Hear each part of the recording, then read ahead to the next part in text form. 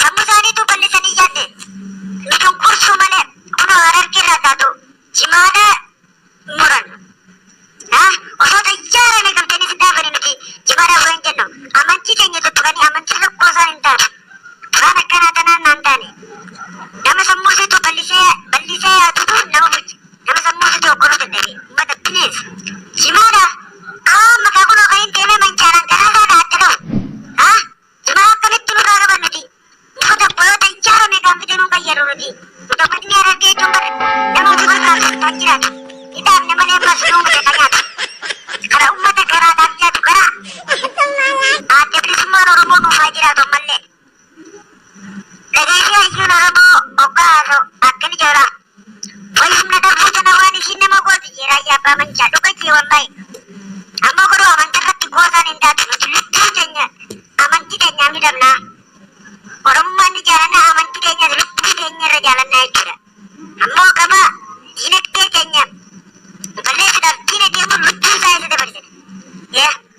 Dhaamsa isaaniitiin ala.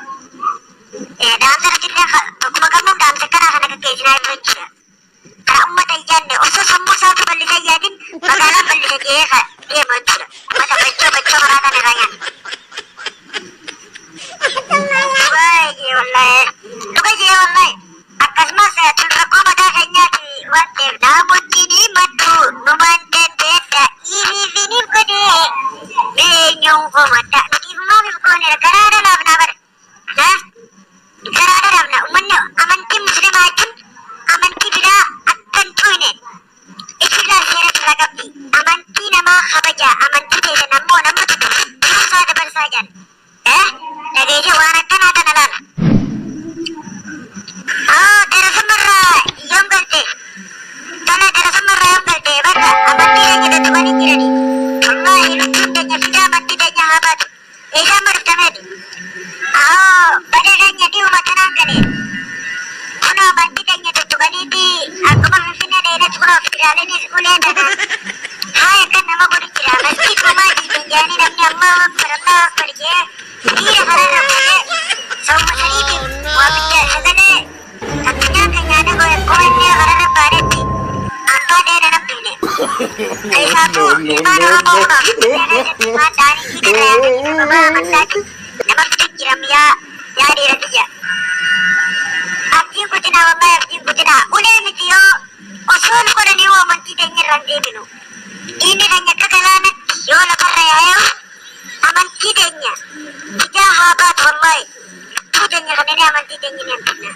Dhaloota dhufnu ijaarchifnaa jechuudha. Baay'ee badeeyyaniin deema. Karaa masjiidaatiin deema. Sheekan eegaa jira waan ta'eef. Nagayaan naaf ture biroo koo walitti dachaana. Inshallah kana rabbi bakka jirratti dhiifna. Waa hundaa rabbiin nuuf jira. Abdii hin kutannu. Adillee rabbi si haa barsiisu. Anaafillee gaa walii badheessa fayya. Okkee galatoomi biroo koo. Galatoomi nagayaan naaf deemayyee. Baanoo koo wallahi.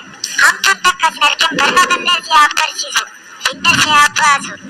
Rabbi si barsiisee adabbii keenya ta masjiida dhiisuun taa'u. Isin haa fitu rabbiini. Baay'eetiin nagayaan naaf bakka ga'een siin jaa biroo koo. Egaa hordoftootaa fi dhaggeeffattoota keenya hamma dhuma viidiyoo tanaan waliin turtan galatoomaa nagayaan naaf turan isinin jaa. Fidaa amantii keenya lubbuun keenya haa baatu.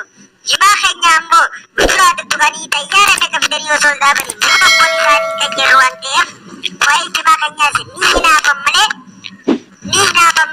waa gartee miti waa qabsoofi kana keessa hin jirtu osoo lullekka ajaa'ibaa kanatti hine jimaa ni dhaabamoo maal jaanii waa wanta ta'uu miti sammuu bal'isee namni yaadu waan akkanaa yaadu jechuudha nagayaan naaf turan isinin jaa. Akkasumas yuutuubii kana sabskiraayib laayik sheer gochuuf hin dagatinaan isinin jaa. Kan taatan ollaa keenya sabskiraayib godhuudhaan nu hordofaa isinin jaa.